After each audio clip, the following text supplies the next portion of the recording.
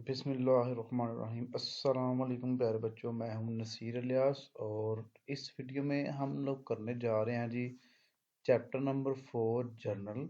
और ये हमारा जो है इसका बेसिक लेक्चर है। इसमें आप जर्नल के बारे में पढ़ सीखेंगे और इसके अंदर इसके जो गोल्डन रूल्स हैं वो आपको मैं पढ़ाऊंगा। उसके अलावा इसकी जो बेसिक जनरल एंट्री है ये पढ़ाई जाएंगी। इसके अलावा जनरल के अंदर जो जो भी आ सकता है वो इस फाइल में आपके लिए तैयार कर दिया गया है।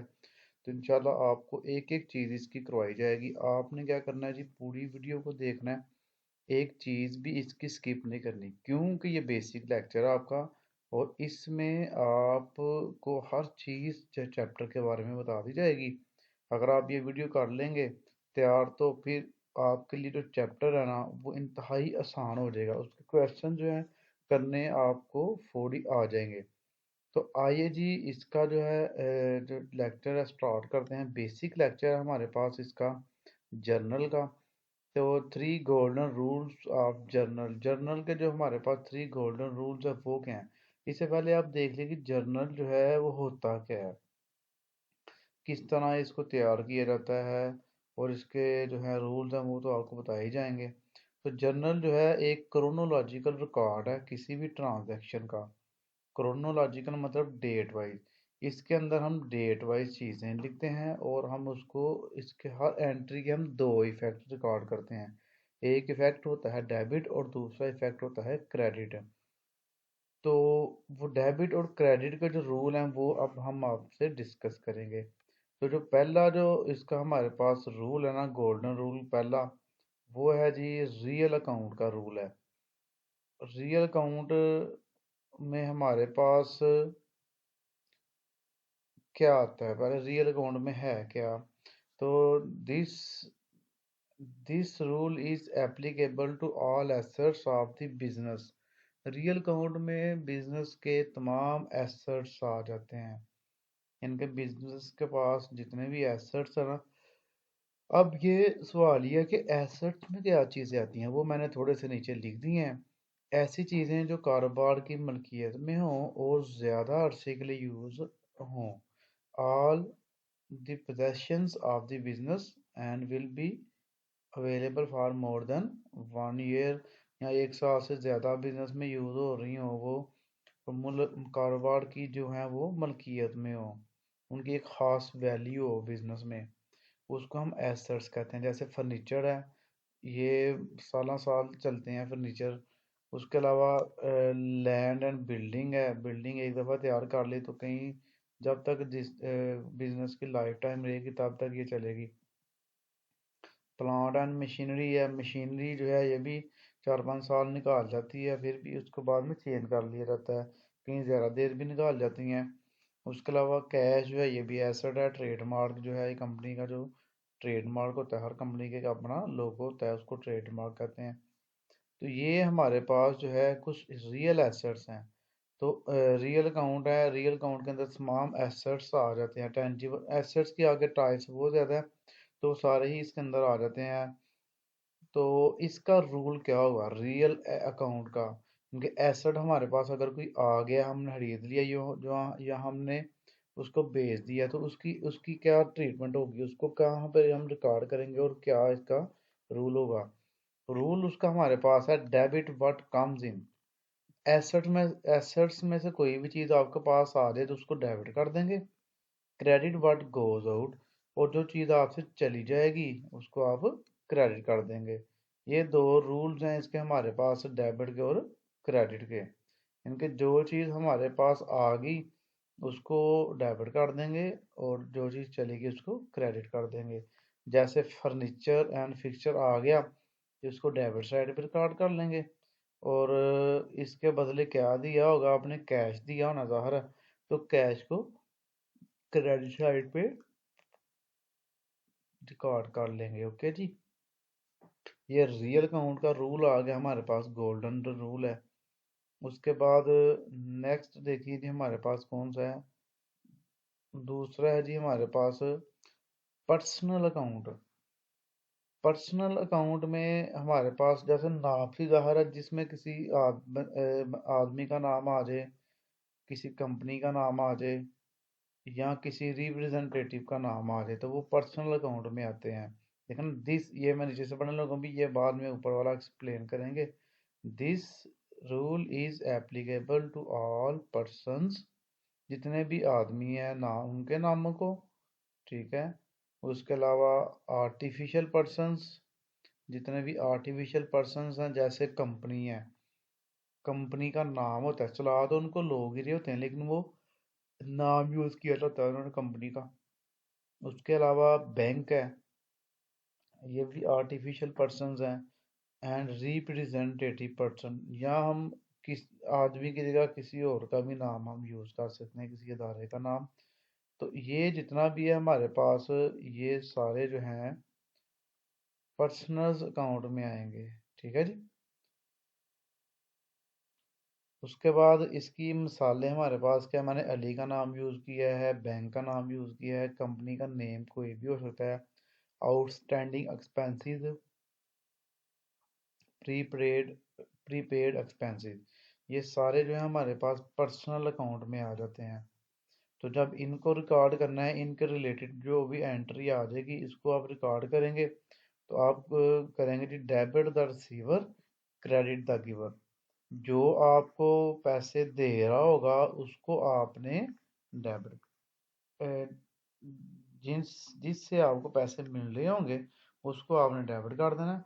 और क्रेडिट द गिवर, जो आप जिसको आप पैसे दे रहे होंगे, ठीक है, तो उसको आप क्रेडिट कर देंगे, यानी कि लेने वाले को डेबिट कर देंगे और देने वाले को क्रेडिट कर देंगे। सिंपल सा ये अगर मैं बोलूँ तो इसकी जो है जनरल एंट्री जब मैं कराऊंगा तो फिर आपको इसकी और बात समझ आती जाएगी। तो नेक्स्ट तीसरा जो गोल्डन रूल है हमारे पास वो है जी पर्सनल अकाउंट। पर्सनल अकाउंट में हमारे पास, सॉरी, पर्सनल तो हमने कर लिया, इसका था नॉमिनल अकाउंट। इधर मैं लिख दूं देर में,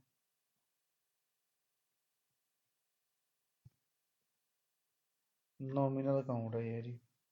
तो नॉमिनल अकाउंट जो है हमारे पास, वो क्या होता है, इसमें कौन कौन सी चीज़ें आती हैं, पहले तो ये आपको पता होना चाहिए।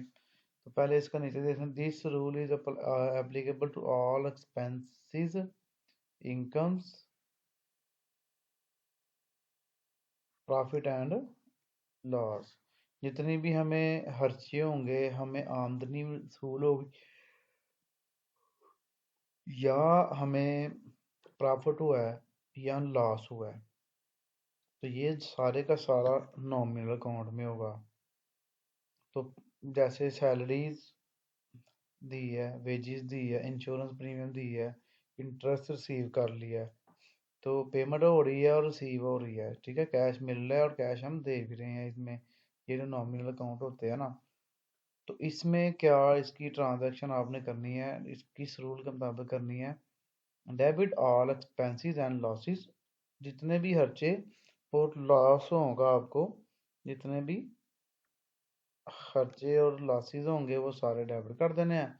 And credit all incomes and profit, जितनी भी आपको इनकम होंगी और जो प्रॉफिट होगा आपको, वो आपने क्या कर देना है जी, क्रेडिट कर देना है। सिंपल सही है।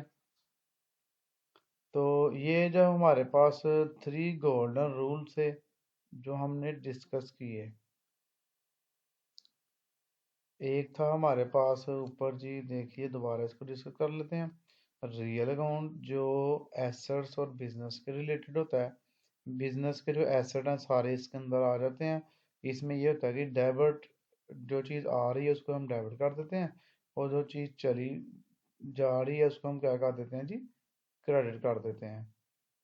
ये सिंपल सी है, यानी कि मशीनरी हमारे पास आ गई तो उसको डेबिट कर देंगे, मशीनरी हमारे पास से चली गई तो उसको क्या कर देंगे, क्रेडिट कर देंगे, इस तरह। उसके बाद नीचे हमारे पास आ जी पर्सनल अकाउंट। पर्सनल अकाउंट में क्या था कि जिसके अंदर बैंक का नाम आ जाए या किसी आदमी का नाम आ जाए, किसी कंपनी का नाम आ जाए, तो उस सूरत में हम क्या करेंगे, जो रिसीव करने वाला होगा वो डेबिट करेगा, और यानी कि देने वाला डेबिट, और लेने वाला जो होगा डेबिट, और देने वाला क्रेडिट हो जाएगा इस तरह। और तीसरे नंबर पे हमारे पास है नॉमिनल अकाउंट। नॉमिनल अकाउंट में हमारे पास प्रॉफिट लॉस इनकम और एक्सपेंसेस आ जाते हैं। तो जितने भी एक्सपेंस होंगे और लॉसेस होंगे वो डेबिट हो जाएंगे, तो जितनी भी इनकम्स होंगी और प्रॉफिट होंगे वो हो जाएगा हमारे पास क्रेडिट हो जाएगा। ये तो हो गया हमारे पास कुछ रूल्स। उसके बाद हमारे पास है जी परफार्मा ऑफ जर्नल। जर्नल का जो परफार्मा है वो क्या होता है, तो ये सामने मैंने परफार्मा एक बनाया हुआ है। सबसे पहले डेट का कॉलम आता है, फिर पार्टिकुलर्स का कॉलम आता है, उसके बाद जी हमारे पास लेजर फोलियो आ जाता है, फिर डेबिट आ जाता है और क्रेडिट आ जाता है। डेट जो है यहाँ पर आप लिखेंगे, डेट पता कैसे लिखी जाती है। फर्ज करिए आज की तो डेट है 2023। सबसे पहले ऊपर ईयर लिखा जाता है। ईयर लिखने के बाद नीचे आज है जी February 6। तो 6 लिख देना, 6 फरवरी लिख दें, यहाँ February 6 कर दें। तो ये डेट लिखने का तरीका होता है इस तरह। तो यहाँ हम ऐसे भी लिख सकते हैं इसको, 6 कामा लगा दें February। इस तरह भी आपका यानी कि ये डेट चल जाती है। उसके बाद यहाँ पर आपने अपनी एंट्री करनी होती है, डेबिट वाली ऊपर और क्रेडिट वाली नीचे। लेजर फोलियो का होता है। जर्नल के बाद ना एक बुक बनती है लेजर। जर्नल का भी एक लेजर रजिस्टर होता है, और लेजर का भी एक लेजर रजिस्टर होता है। तो इस फर्ज करें ये इस पेज नंबर के ऊपर जो हमने एंट्री की है ना, इसको हमने लेजर में भी लेके जाना होता है। तो इसका पेज नंबर लेजर की जिस पेज पर ये एंट्री करेंगे वो वाला पेज नंबर, इसका पेज नंबर उधर लिख देंगे। और लेजर के जिस पेज पे जर्नल की एंट्री होगी वो जो पेज है वहां पर जनरल वाला नंबर लिखा जाता है। दोनों बुक्स के पेज नंबर एक दूसरे के पेजों के ऊपर लिखे जाते हैं, ताकि बाद में ढूंढनी इजी होती है ये। उसके बाद हमारे पास डेबिट का आ जाएगा। डेबिट वाली जो है पैसे यहाँ पर लिखेंगे आप, वो क्रेडिट वाले पैसे आपने यहाँ पे नीचे करके लिखने हैं, ठीक है। यहाँ पे डेबिट वाले ऊपर और क्रेडिट वाले नीचे। तो इस तरह ये एंट्री पास होती है। तो ये 1 2 3 4 5 हमारे पास कॉलम है। तो 5 कॉलम का अपने ये जर्नल बनाना, ये कॉपी के ऊपर आम बन जाता है, आराम से बन जाता है, ठीक है जी। उसके बाद नीचे कुछ बेसिक जर्नल एंट्रीज हैं जो आपके लिए मैंने लिखी हैं। और इंशाल्लाह ताला ये करने के बाद आपको जो आपका जो है ना, क्या कहते हैं उसको, जर्नल, उसके ऊपर कंप्लीट कमांड आ जाएगी। कोई भी एंट्री आपकी ऐसी नहीं होगी जो यानी कि इनसे बाहर हो, इनके अंदर से ही आपको वो एंट्रीज आएंगी। इन एंट्रीज को आप अपने पास नोट कर लें और इसको याद भी ज़रूर करना है। तो पहली जो एंट्री है हमारे पास उसको अगर हम देखें तो वो है जी बेसिक जनरल एंट्री में है, when business started with cash. जब भी कारोबार को शुरू किया जाएगा, कारोबार को शुरू किया जा रहा है, तो वो ज़ाहिर कैश इसमें इन्वेस्ट करना होता है। तो कैश जब इन्वेस्ट किया जाएगा तो क्या एंट्री होगी, ये हमने अकाउंटिंग क्वेश्चन में भी पढ़ा था, cash to capital. Cash capital हमारी पहली एंट्री होगी। अब इसकी वजह क्या है, अब ये जो कैश है ना, ये क्या है जी, एसेट है। कैश क्या है जी, एसेट है। तो एसेट कम्स इन, आ गया तो डेबिट कर देना, सिंपल सही है। तो ये जो है कैपिटल, ये कारोबार की क्या है जी, इनकम है, पैसे आए हैं कारोबार के पास। तो ऑल इनकम्स क्या होंगी, क्रेडिट होंगी। एसेट आ गया डेबिट, इनकम आ गई क्रेडिट। ये जितनी इस तरह आपने इसको याद कर लेना, वरना मैं सिंपली ऐसे भी आपको एक्सप्लेन कर देता हूँ, तो आप वैसे भी याद रख सकते हैं। रूल अगर आपके माइंड में नहीं आ रहा तो आप सिंपल इसी तरह देसी तरीके से भी इसको याद रख सकते हैं।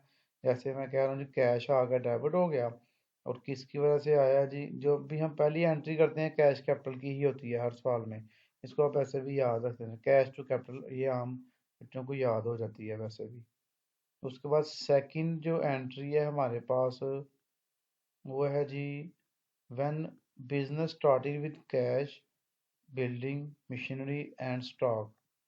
अब एक ऊपर सिर्फ कैश है, उसने बिजनेस स्टार्ट किया था, अब यहाँ पे वो बिजनेस स्टार्ट कर रहा है जी तीन चीजों के साथ, कैश के साथ भी, बिल्डिंग के साथ भी, मशीनरी के साथ भी, और स्टॉक फिलहाल हम छोड़ देते हैं क्योंकि मैंने एंट्री तीन की हुई है। तो ये और भी यानी कि हमारे पास आ सकती हैं चीज़ें, चार पांच चीज़ें वो आ सकती हैं यहाँ पे। तो फिलहाल हमने यहाँ पे जो ऐड किया है वो है जी तीन चीज़ें, कैश, बिल्डिंग, मशीनरी। अगर स्टॉक होता तो इधर एक एक और ऐड हो जानी थी यहाँ पे। तो कैश, बिल्डिंग और मशीनरी, जितनी भी चीज़ों से कारोबार स्टार्ट करेगा ना वो सारी डेबिट हो जाएंगी। ये जो ऊपर वाली एंट्री है ये डेबिट की है, और नीचे वाली जो एंट्री है वो क्रेडिट की है। तो कैश भी डेबिट हो गया, बिल्डिंग भी डेबिट होगी, मशीनरी भी डेबिट होगी, ये सारे एसेट्स हैं। तो एसेट्स के लिए हम रूल यूज करते हैं डेबिट व्हाट कम्स इन। जो चीज़ आ गई है उसको डेबिट कर दिया तो ये वाकई सारे डेबिट हो गए ना। और नीचे फिर ये इनकम बन गई, कारोबार की कैपिटल जो है। तो ये बन गया क्या जी, कैपिटल इनकम है। इनकम जब बढ़ती है तो क्या होता है जी, क्रेडिट होती है इनकम, सिंपल सा रूल है। एक चीज यहाँ पर मैं एक और आपको क्लियर कर दूं, सेपरेट लीगल एंटिटी, क्या है जी, सेपरेट लीगल एंटिटी। इसका क्या मतलब है? इसका मतलब है हमारे पास जो ऑनर है ना, और जो है बिजनेस, वो ऑनर और बिजनेस दोनों एक दूसरे से अलग अलग हैं। इसको हम सेपरेट लीगल एंटिटी कहते हैं। मतलब कि इसका अगर आपको मैं मिसाल दूं, एक ए जो ऑनर है वो ए होगा, ए पर्सन होगा, और जो बिजनेस है वो बी पर्सन होगा। समझ आ गई आपको? यानी कि ये ऑनर, बेशक ऑनर ने खुद कारोबार स्टार्ट किया है, लेकिन ये ऑनर और बिजनेस एक नहीं हो सकते। ऑनर की अपनी पहचान है, बिजनेस की अपनी पहचान होगी। तो अगर बिजनेस कारोबार, ऑनर ने कारोबार से कुछ पैसे निकालने हैं तो उसने सूद समेत वापस देने हैं। अगर बिजनेस ने मालिक से पैसे लिए हैं तो बिजनेस ने सूद समेत मालिक को वापस करने हैं। तो ये जो है इसको हम कहते हैं सेपरेट लीगल एंटिटी। कारोबार और जो उसका मालिक है दोनों ही अलग अलग बंदे हैं, ये कभी भी एक नहीं माने जाते। उसके बाद जी ये हमारे पास एंट्री हो गई। नीचे, अच्छा नीचे मैं नरेशन, ऊपर वाली की नरेशन भी भूल गया बताना, नीचे वाले की भी बताता हूँ अभी आपको। तो जब भी ये परफॉर्मा, तो आपको ऊपर मैंने बता दिया था, date, particular, ledger folio, debit, credit. Ledger folio में कुछ भी नहीं लिखा जाता, फिलहाल आपने खाली छोड़ देना होता है। ये कैश की ऊपर वाली डेबिट की एंट्री, कैपिटल के नीचे क्रेडिट वाली एंट्री। उसके बाद नीचे एक मैंने शॉर्ट एक्सप्लेनेशन लिखी है जिसको हम नरेशन कहते हैं। इसके भी नंबर होते हैं, ये आपने पेपर में भूलनी नहीं है। ये इसकी क्या होगी एंट्री हमारे पास, being business started with cash. तो जो भी एंट्री होगी आपकी उसी को आप नीचे भी लिख लेंगे तो आपकी नरेशन बन जाएगी। जो भी एंट्री की होगी उसके बारे में छोटी सी एक्सप्लेनेशन लिखनी है, जिसको नरेशन कहते हैं। ये बहुत ज़रूरी होती है लिखनी, ताकि पता चल जाए कि इस एंट्री में क्या ले रहे हैं, क्या दे रहे हैं, या क्या हो रहा है। इसकी नरेशन होगी, being business started with cash building and machinery. तीन चीज़ों के साथ बिजनेस स्टार्ट किया गया। उसके बाद तीसरी एंट्री हमारे पास है, when goods merchandise is purchased on cash। जब क्या किया गया जी, गुड्स या मर्चेंडाइज, कभी वो गुड्स का लफ्ज़ यूज़ कर लेता है, कभी वो मर्चेंडाइज का वर्ड यूज़ कर लेता है। तो अकाउंटिंग में गुड्स या मर्चेंडाइज से मर्द ऐसी चीज़ें हैं जिनको दोबारा बेचने के लिए खरीदा जाता है, इस्तेमाल करने के लिए नहीं बल्कि दोबारा सेल करने के लिए इसको खरीदा जाता है। when saleable goods are bought, it is said purchases have been made। ये परचेज की डेफिनेशन ऐसे बन सकती है। तो जब भी चीज़ें हम खरीदते हैं दोबारा बेचने के लिए उनको मर्चेंडाइज या गुड्स कहते हैं। तो बिजनेस में, अकाउंटिंग में जब भी कोई चीज़ खरीदी जाती है तो उसका अकाउंट बनता है जी परचेजिस का। परचेजिस का अकाउंट हमेशा बनेगा जब भी कोई चीज़ खरीदी जाएगी। तो आपने परचेजिस लिखना है ऊपर डेबिट में, और उसके बदले क्या दिया है जी, कैश दिया है। तो कैश क्या हो गया जी, कैश चला गया, कैश क्रेडिट हो गया। देखें देखें, वैसे भी मेरी ज़ुबान पे वही रूल चल रहे हैं जो मैंने ऊपर आपको बताए हैं। कैश एसेट है ना, तो एसेट चला गया। क्रेडिट व्हाट गोज आउट, जो चीज़ चली गई है उसको क्रेडिट कर दें। तो कैश चला गया, कैश क्रेडिट हो गया। और परचेजेस हमारा एक्सपेंस है, तो एक्सपेंस हमेशा डेबिट होता है। सिंपल सी बात है, कोई इसमें रॉकेट साइंस नहीं है। देखिए जी, इसकी नरेशन क्या बनेगी, being goods purchase on credit. Being जो है ना, आपने हर नरेशन के साथ लगाना है। तो गुड्स परचेज ऑन कैश, नगद चीज़ें खरीदी हैं। उसके बाद चौथी एंट्री हमारे पास क्या है जी, वो है when goods are purchased on credit on account from Ali.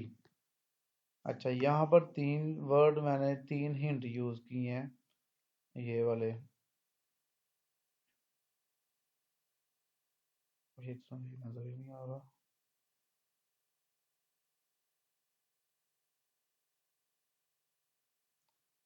ये कर लेते हैं जी। when goods are purchased on credit on account from Ali, तो जब ये तीन चीजें यूज की होंगी तो इसका मतलब है ये उधार की एंट्री है। बाद वो कहता है गुड परचेज फ्रॉम अली, खाली अली का नाम यूज कर लेता, तो इसका मतलब क्या होगा कि ये क्रेडिट की एंट्री है। ऑन अकाउंट यूज कर लेगा फिर भी उधार की एंट्री है, क्रेडिट यूज कर लेगा फिर भी उधार की एंट्री है। तो इस सूरत में कहता है हम पैसे नहीं देते। परचेज ही तो हमने कर ली, परचेज हमारे पास आ गई है, देखें परचेज डेबिट हो गई।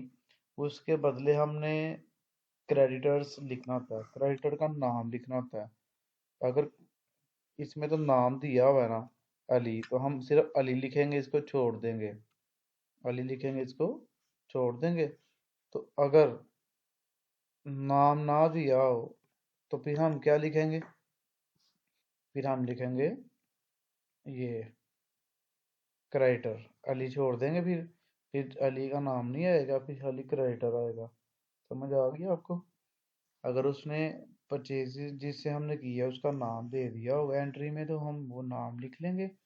नहीं तो क्राइटर का नाम लिखा जाता है। क्राइटर से हमारा वो बंदा होता है जिसको हमने पैसे देने होते हैं। तो being goods purchase on credit, तो क्या जी इसकी नरेशन क्या बनेगी, चीज़ें खरीदी हैं उधार पे।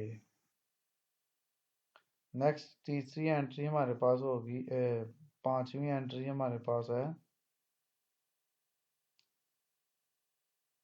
When goods are return to supplier और अली।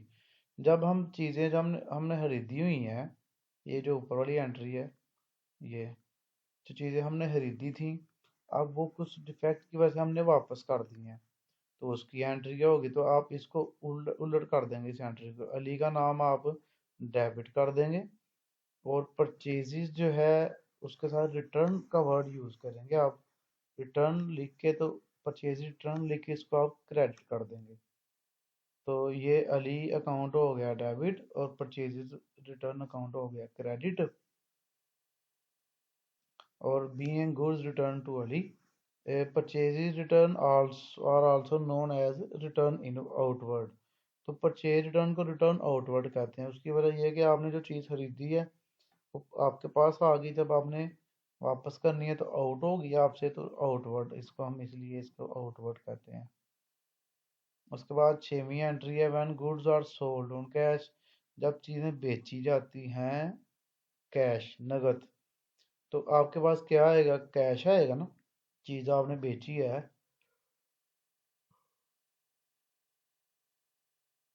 तो सोचिए ना ज़रा, आपने चीज़ बेची है तो आपके पास कैश आ गया, ठीक है ना। उसके बदले आपके पास से क्या चला गया, सेल्स चली गई, आपकी सेल्स हो गई। तो वैसे भी अगर रूल के मुताबिक देखा जाए तो कैश एसेट है, एसेट आपके पास बढ़ गया, तो डेबिट वर्ड कम्स इन, जो चीज़ आ गई वो डेबिट कर दें। और सेल्स हमारी इनकम है, तो सेल्स इंक्रीज हुई है। सेल्स क्या हुई हैं, इंक्रीज हुई हैं। तो इनकम जब बढ़ती है तो क्रेडिट हो जाती है। ओके जी। ऑल इनकम्स जो है वो क्या होती हैं, क्रेडिट होती हैं। तो सेल्स हमेशा जब भी होगी क्रेडिट ही होगी। इसकी नरेशन नीचे होगी जी, being goods sold on cash. उसके बाद नेक्स्ट हमारे पास सातवीं एंट्री है, उसी से मिलती जुलती है। When goods are sold on credit on account from Aslam. चीज़ें बेची हैं उधार on account, on credit, on account, from Aslam, या किसी का नाम आ जाए तो ये उधार की निशानी है। तो फिर आपको जो है इसकी एंट्री क्या करनी होगी, एंट्री है मैंने सही नहीं लिखी हुई, इसको सही करना पड़ेगा। तो सेल तो आपको पता है हमेशा क्या होती हैं जी, क्रेडिट होती हैं। तो मैं लिखूंगा सेल्स यहाँ पे, और ऊपर हमें कैश नहीं मिला। तो कैश नहीं मिला होगा तो हम क्या लिखेंगे, उसका नाम लिखेंगे असलम। असलम, या फिर असलम का अगर उसने फर्ज करें नाम नहीं दिया हुआ तो फिर हम डेटर्स लिख लेंगे। इसको डेप्टर नहीं पढ़ना, डेटर्स पढ़ना आपने। ये हमारे पास इसकी एंट्री बन जाएगी। जब आपको पैसे ना दे, उधार चीज ले ले, तो फिर क्या एंट्री होगी, सेल्स अकाउंट तो हमेशा क्रेडिट होता है, और ऊपर नाम आ जाएगा, नाम ना दिया होगा तो डेटर आ जाएगा। ठीक है जी। उसके बाद आप लोग आ जाइए जी आठवीं एंट्री पे। आठवीं एंट्री पे हमारे पास क्या है, when goods are return by customer या असलम। असलम ने ये हमें चीज़ें वापस कर दी हैं, तो ये जो आपने ऊपर सेल की एंट्री की है उसको रिवर्स कर दें, सेल्स रिटर्न अकाउंट डेबिट कर दें, और डेटर्स या असलम का अकाउंट क्रेडिट कर देंगे आप लोग। Being goods return by Aslam, sales return और also known as return inward. Sale return जो है वो आपकी रिटर्न इनवर्ड होती है, उसकी वजह ये है कि आपने चीज़ें बेची हुई हैं तो आपको वापस आ गई, इन हो गई, तो इसको इनवर्ड भी कहते हैं। उसके बाद हमारे पास नौवीं एंट्री है, when any asset is purchase. जैसे कोई भी ऐसा खरीदा जाएगा ना, मशीनरी, फर्नीचर, लैंड, बिल्डिंग, कुछ भी, तो वो हमेशा आपने डेबिट ही करना है। All asset should be debit. All asset, जितने भी एसेट्स होंगे वो डेबिट ही होंगे जब बढ़ेंगे। उसके अलावा कैश भी एसेट है, तो ये क्रेडिट क्यों हो रहा है, क्योंकि ये कम हो रहा है। किसके मशीनरी खरीदी है तो उसके बदले क्या दिया है, कैश दिया ना। तो मशीनरी हमारे पास आ गई डेबिट, तो कैश हमारे पास से चला गया तो credit. Debit what comes in, credit what goes out, simple सी बात है एसेट के बारे में। तो इसकी नरेशन भी नीचे वही है, being machinery purchase on cash. 10वीं एंट्री है हमारे पास, any expense paid by cash. किसी भी किस्म का खर्चा पे किया है तो उसकी एंट्री क्या होगी। ये दौड़े दूर दूर क्यों हो गए आपस में, इसको मैं एंटर करना इकट्ठे कर लेता हूँ। तो ये देखिए, ये हमारे पास इसकी एंट्री है, any expense paid by cash, wages, rent, salary, trust, insurance premium, general expense. किसी भी किस्म का कोई भी खर्चा आ जाए ना, तो ऑल एक्सपेंसेस जितने भी हैं वो डेबिट ही होते हैं। तो इसको रेंट डेबिट कर दें, और इसके बदले क्या दिया होगा, कैश दिया है, तो ये एसेट जो है गोज आउट हो गया, चला गया, तो क्रेडिट कर दें। ओके जी, सिंपल है ना। तो उसके बाद नेक्स्ट जी 11वीं एंट्री पे आ जाए, any income receive by cash. कोई भी आपने इनकम रिसीव हुई है आपको, जैसे commission receive, interest receive, discount receive, तो वो हमेशा जो है वो क्रेडिट होती है। इनकम, ऑल इनकम्स और क्रेडिट, जितनी भी इनकम्स हैं वो क्रेडिट होती हैं। तो इनकम हमारी कैश, कमीशन रिसीव क्रेडिट हो गई, और उसके बदले में क्या मिला, कैश। तो debit what comes in, asset के बारे में रूल है, तो चीज़ आएगी डेबिट कर देंगे तो डेबिट हो गया। Being cash receive as commission, commission के तौर पे हमें कैश मिला है। उसके बाद 12वीं एंट्री है, कैश पेड एंड डिस्काउंट सी। ये बड़ी अहम एंट्री है, पेपर में अक्सर पूछ लेता वो, कि अली से ऊपर उधार माल खरीदा था, अब जब अली को पेमेंट करने गए हैं तो अली ने हमें डिस्काउंट दे दिया कुछ पैसे। फर्ज करें 1,000 देना था उसको, तो उसने हमसे 900 ले लिया, 100 रुपया हमें छोड़ दिया, तो वो 100 रुपया हमारी डिस्काउंट होगी। तो इसकी एंट्री हम क्या करेंगे, अली अकाउंट डेबिट, अली को पैसे मिले हैं ना, अली अकाउंट डेबिट हो गया। ये पर्सनल अकाउंट है, नाम है, तो पर्सनल अकाउंट में जो रिसीव करने वाला होता है वो डेबिट होता है, डेबिट द रिसीवर। तो ये अली रिसीवर है, अली डेबिट हो गया। कैश हमारा एसेट है, कैश गोज आउट हो गया, क्रेडिट हो गया। उसके बाद डिस्काउंट रिसीव्ड, ये जो डिस्काउंट रिसीव्ड है ये हमेशा जी जो है ना कैश वाली साइड पे ही आती है, ये हिंट है इसका याद रखने का। और दूसरे नंबर पे जो डिस्काउंट रिसीव है ना, ये क्या है, इनकम है, हमें 100 रुपये हमें बच गया। तो इनकम हमेशा क्या होती है जी, सिंपली बात है, क्रेडिट होती है। तो इसकी नरेशन होगी being cash paid and discount receive, cash paid and discount receive. 13वीं एंट्री देखते हैं आगे इसकी। तो 13वीं एंट्री है हमारे पास,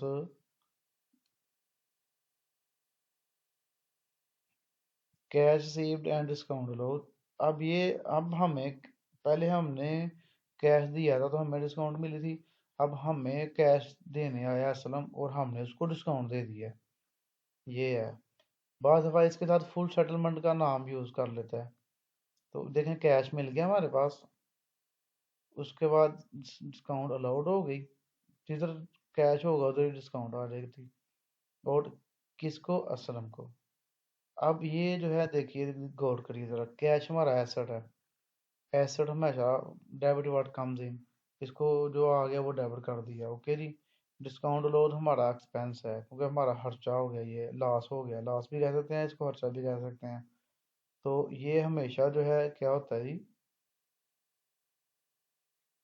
ये डेबिट, एक्सपेंस जो है वो हमेशा डेबिट होता है, ठीक है।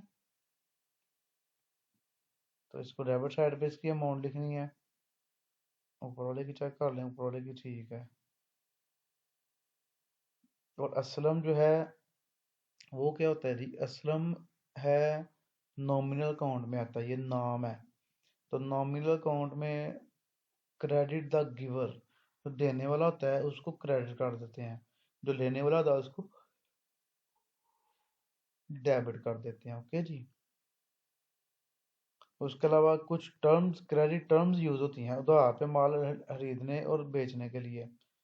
तो ये डिस्काउंट के रिलेटेड था, तो इसलिए मैंने इसमें ऐड कर दिया। यहाँ पर क्या होगा जी, हमारे पास टाइप्स ऑफ टर्म्स है, दो तरह की टर्म्स है हमारे पास। पहली टाइप में ये है 210, 2/10 कामा एन 30। इसका मतलब है कि it means a discount of 2% is allowed, 2% discount दी जाएगी if payment is made within 10 days. अगर 10 दिन के अंदर अंदर पेमेंट कर देगा तो 2% डिस्काउंट मिलेगी from the date of sale, जिस दिन से सेल हुई है। The term of credit is 30 days, और नंबर ऑफ डेज कितना है जी 30। ये जो एन 30 लिखा हुआ है इसका मतलब है टोटल जो सेल की थी वो 30 दिन के लिए की थी। अगर वो 10 दिन के अंदर अंदर पैसे दे रहे तो उसको 2% और पैसे छोड़ देंगे, ये है इसकी रूल। दूसरे नंबर पे भी यही है, बस दे इसका डिस्काउंट का फर्क है, डेज का फर्क है। 30 दिन के लिए उधार है, और अगर वो पहले 15 दिन में पेमेंट कर जाए तो उसको 1% डिस्काउंट होगी। It means a discount of 1% is allowed if payment is made within 15 days from this date of sale. The term of credit allowed is 30 days. उधार की जो दिन है वो कितना जी 30। उसके बाद नेक्स्ट आ रही है जी, ये है हमारे पास 14 वाली एंट्री। आराम से इसको करते हैं क्योंकि ये बेसिक लेक्चर है हमारा, तो इसको बड़े तहम्मुल से आराम से करना आपने। When cash withdrawn by proprietor for his personal use, जब ज़ाती इस्तेमाल के लिए कोई भी चीज़ यूज़ कर ले कंपनी से तो उसकी क्या एंट्री होगी। कैश विदड्रॉ किया ना तो ड्राइंग्स जो है ना, ये एक्सपेंस है, ड्राइंग्स एक्सपेंस हमेशा डेबिट होता है, उसको डेबिट कर दिया। और कैश एसेट, कैश कम हो गया तो कैश चला गया तो क्रेडिट हो गया। Being cash withdraw for personal use, drawing to cash, ये इसकी एंट्री हमारे पास बन गई। उसके बाद यही सेम एंट्री है, बस थोड़ा सा फर्क है। When goods withdrawn by the proprietor for personal use, अब कैश की जगह पे उसने गुड्स ली हैं, इस्तेमाल में की हैं, तो ड्राइंग अकाउंट डेबिट ही होगा क्योंकि एक्सपेंस है। तो उसके बाद परचेजेज अकाउंट आ जाएगा, क्योंकि गुड्स जो है ना, ये वो चीज़ें लेके जा रहा है जो हमने खरीद के रखी हुई हैं। अब हमारा कैश तो काम तो हो रहा है, लेकिन किस सूरत में हो रहा है? परचेजेज की सूरत में हो रहा है। तो परचेजेज जो है वो आपकी कम हो जाएंगी। Being goods withdrawn for personal use, goods में और कैश में ये फर्क था। उसके बाद आ जाइए आप जी एंट्री नंबर 16 पे। When good loss by accident, loss by fire, loss by theft etc, जब आपका नुकसान हो जाए किसी भी किस्म का, एक्सीडेंट भी हो सकता है, अल्लाह ना करे आग लग सकती है, चोरी हो सकती है, तो फिर जिस तरीके से लॉ लॉ होगा ना आपका लॉस, तो वही आपने लिखना है। इनके लॉस बाय एक्सीडेंट और गुड्स का लॉस हुआ है तो परचेजेस क्रेडिट हो जाएंगी, ठीक है जी। लॉस बाय फायर, इधर इधर लॉस बाय फायर आ जाएगा। लॉस बाय थेफ्ट, यहाँ पे लॉस बाय थेफ्ट आ जाएगा। कैश का हुआ होगा तो कैश लिख देंगे नीचे, गुड्स का हुआ होगा तो गुड्स का, लेकिन इसमें ज्यादातर गुड्स यूज होता है, कैश नहीं यूज होता है इसमें। उसके बाद आ जाइए जी आप अगले 17 एंट्री पे। Cash deposit into bank, bank में पैसे जमा करवाए हैं, तो बैंक हो गया डेबिट, बैंक ज़ाहिर है एसेट है, तो डेबिट वर्ड कम दी, बैंक बढ़ गया डेबिट कर दें। तो क्रेडिट वर्ड ग्रोथ हो, कैश कम हो गया, तो इसको क्रेडिट कर दें, सिंपल है। Being cash deposited into bank, ये इसकी नरेशन बन जाएगी। उसके बाद 18वीं एंट्री है कैश विड्रॉ फ्रॉम बैंक, उसको उलट कर दें। कैश आ गया कहाँ से आया? बैंक से, कैश डेबिट बैंक क्रेडिट। उसके बाद 19 एंट्री है when depreciation is charge on machinery, machinery की जब डेप्रिसिएशन चार्ज की जाए। Any other asset like furniture, motor vehicle, etc, किसी भी किस्म की डेप्रिसिएशन होगी उसकी वर्किंग यही होगी। डेप्रिसिएशन हमारा खर्चा होता है, ये हमारा कह लो कि कोई चीज़ इस्तेमाल कर करके ना उसकी वैल्यू में कमी आ जाती है, उसको डेप्रिसिएशन कहा जाता है।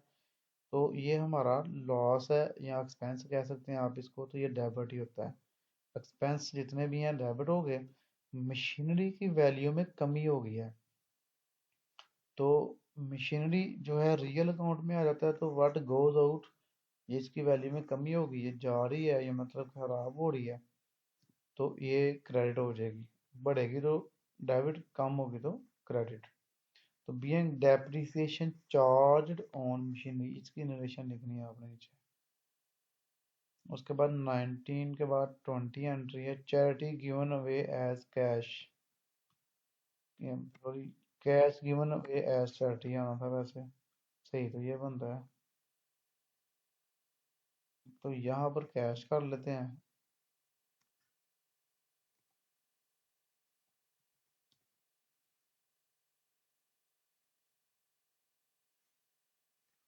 Cash given away as charity, charity का मतलब होता है चंदा, चंदा वगैरह दिया आपने, इमदाद की है, तो आपने चैरिटी जो है उसको डेबिट कर देना है, क्योंकि एक हिसाब का ये आपका एक्सपेंस ही हुआ है, तो नीचे कैश क्रेडिट कर देना है।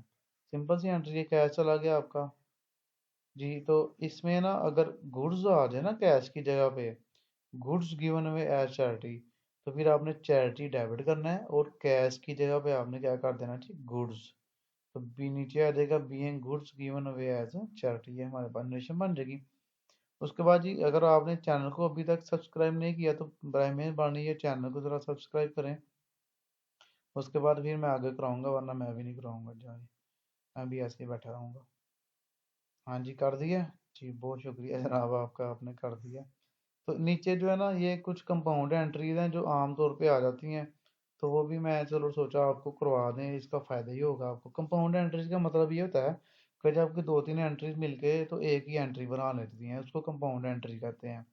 ऐसे रेंट, सैलरीज, इंटरेस्ट तीनों इकट्ठे पे किए गए हैं, तो उसकी बजाय तीन एंट्रीज करने के एक एंट्री कर लेते हैं, क्योंकि तीनों में कैश ही जा रहा है। इसमें इसमें ना कंपाउंड एंट्री तब आप करेंगे जब एक अकाउंट कॉमन आ जाएगा सब में। जिसमें कैश सब में कॉमन है तो फिर ये इजीली हो जाती है। अगर तीनों डिफरेंट तो फिर तो कंपाउंड इसकी हो नहीं ना सकती। तो रेंट, सैलरीज और इंटरेस्ट अलाउड, ये तीनों डेबिट कर देंगे आप, और तीनों के पैसे जमा करने के बाद आपने यहाँ पे लिख देने हैं। तो पैसे मैं लिखना देखें, ये पहले का हो गया 500, दूसरे का हो गया 1000,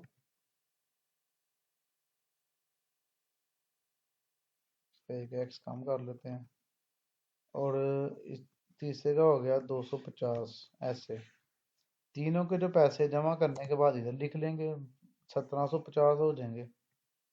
तो ये जो है ना, इस तरह कंपाउंड एंट्री जो है ना उसकी एंट्री होती है। कंपाउंड एंट्री हमारे पास इस तरह पास होती है। सारे खर्चे इकट्ठे करके डेबिट कर लिए और कैश इकट्ठा क्रेडिट कर दिया। तो being expenses paid by cash, अब इस इधर हम सारे तो नहीं ना लिखेंगे, तो है तो खर्चे ही है, तो हम इकट्ठी नरेशन बना लेंगे, एक्सपेंसेस पेड बाय कैश। और उसके बाद goods purchase for rupees 20,000 paying cash and remaining rupees 10,000 paid by cheque. पहले जो चीज़ें खरीदी हैं 20,000 रुपये की, जिसमें से paying cash and remaining 10,000, paying cash rupees 10,000, ये एंट्री जरा मैंने उसे लिखी है, तो कुछ चीज़ें मिस हो गई अंदर से। 10,000 उसने कैश पे कर दिया, paying cash rupees 10,000 and remaining rupees 10,000 paid by cheque. और बाकी जो 10,000 है वो पेमेंट की गई है चेक के जरिए। तो परचेज तो आपने की, एक्सपेंस हो गया वो, तो आपका इकट्ठा 20,000 हो गया। उसके बाद आपने क्या किया जी, कैश दे दिया 10,000, और बाकी 10,000 आपने चेक दिया। तो चेक आपका कहाँ से निकलेगा, बैंक, तो बैंक का आपका कम हो जाएगा। तो कैश आपने करना है क्रेडिट जी 10,000 के साथ, और बैंक का आपने क्रेडिट करना है 10,000 के साथ। इस तरह दोनों ही एसेट आपके चले गए, गोज आउट हो गए तो क्रेडिट हो गए।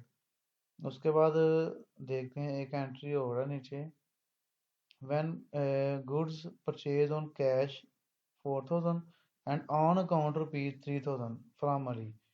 तो नगद चीज़ें खरीदी हैं 4,000 रुपये की, उधार चीज़ें खरीदी हैं 7,000 रुपये की, और वो है अली से खरीदी हैं, ठीक है। तो अब इसकी एंट्री कैसे करेंगे, ये भी कंपाउंड हो सकती है क्योंकि दोनों सूरत में परचेज कॉमन है। तो परचेज आप करेंगे डेबिट, परचेज के पैसे हैं हमारे पास कितने जी, 7,000 रुपया। 7,000 रुपया आप डेबिट कर देंगे इकट्ठा करके, और कैश दे दिया, जितना कैश चला गया वो 4,000 हो गया क्रेडिट। और जितने भी देने हैं अली को वो डेटर बन गया हमारा, वो है जी 3,000। तो इस तरह ये हमारी जो कंपाउंड एंट्री है ना, ये इस तरह पास होगी। जी बच्चों, जितना हमारे पास बन का आ सकता था मैंने आपको करवा दिया है। आपने क्या करना है जी, अब इसको अच्छी तरह तैयार करना है, क्योंकि ये करेंगे तो ही आपको जर्नल आएगा। इस तकरीबन एंट्री मैंने कोई छोड़ी नहीं है जो आपको आ जाए। तो आपने क्या करना है जी, चैनल को ज़रूर सब्सक्राइब करना है, वीडियो को लाइक ज़रूर किया करें। लाइक का फ़ायदा ये होगा कि जितने आप लाइक करेंगे उतने ही ज़्यादा अगर लोगों को ये वीडियो पहुंचेंगे, ताकि सभी का फ़ायदा हो जाए और आपको भी इसका अजर सवाब मिल जाए। तो अपनी दुआ में आपने याद रखना है। ओके बच्चों, अल्लाह हाफिज़।